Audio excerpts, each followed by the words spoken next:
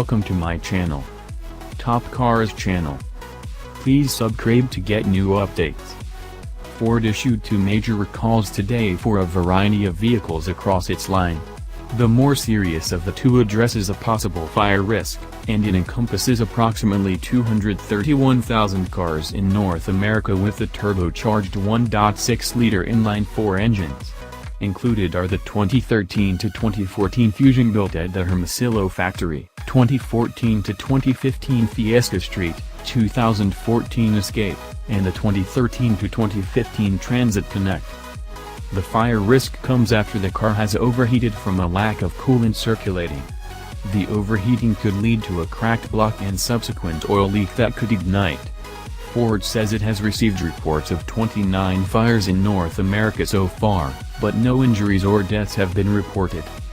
The company hasn't provided a specific reason for why coolant might not be circulating, but the fix involves the free installation of a coolant level sensor when the part is available, and mail notification to owners to check coolant and refill if necessary. It would seem that the issue involves vehicles losing coolant for a variety of unrelated reasons. We've reached out to Ford for details and will update this post when we know more.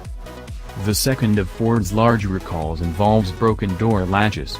Roughly 211,000 cars are covered by this recall, including the 2014 Fusion built at the Flat Rock plant, 2013 to 2014 Fusion built at the Hermosillo facility, 2014 Fiesta, and 2013 to 2014 Lincoln MKZ.